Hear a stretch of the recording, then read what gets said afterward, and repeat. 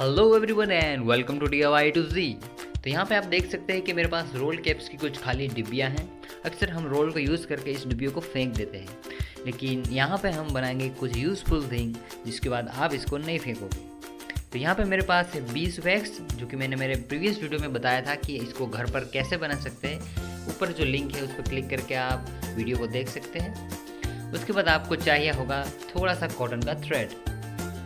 तो गाइस, सबसे पहले हमें धागे को काटना है, तो हम नाप ले लेंगे कि कितना धागा डिब्बी के अंदर रहेगा और कितना बाहर।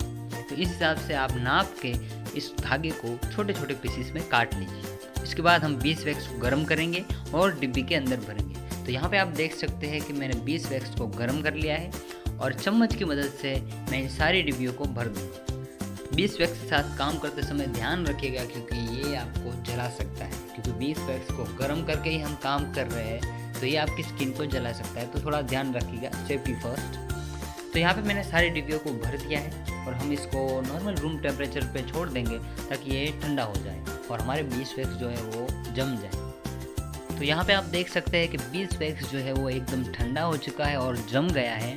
तो अब हमें इसके बीचों बीच छेद करके धागे को डालना है। तो उसके लिए यहाँ पे मैं एक कील यूज़ कर रहा हूँ, लोहे की कील जो आती है।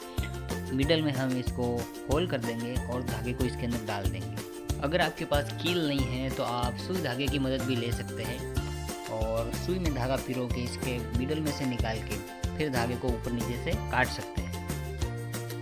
तो यहाँ पे हमने जो पीसेस किए थे वो हम इसके अंदर डालेंगे, राउंड मोशन में घुमाते हुए, ताकि धागा मुड़े नहीं और सीधा अंदर जाए।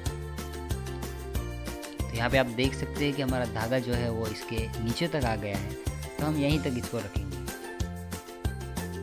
तो यही सेम प्रोसेस आपको सारे डिब्बियों के साथ रिपीट करनी है और सारी डिब्बियों में से धागे निकालने हैं। तो यहाँ पे आप देख सकते हैं कि मैंने सारी डिब्बियों में से धागे निकाल दिए हैं और अब ये एक टी लाइट कैंडल की तरह लग रही है। तो इसको और ब्यूटीफुल बनाने के लिए हम थोड़ा सा पेंट करेंगे। यहाँ पे मैं एक्रेलिक पेंट यूज़ कर रहा हूँ और मंडाला स्टाइल से मैंने इसको पेंट किया है। तो यहाँ पे आप देख सकते हैं कि ये एकदम बहुत ही अच्छी और ब्यूटीफुल कैंडल्स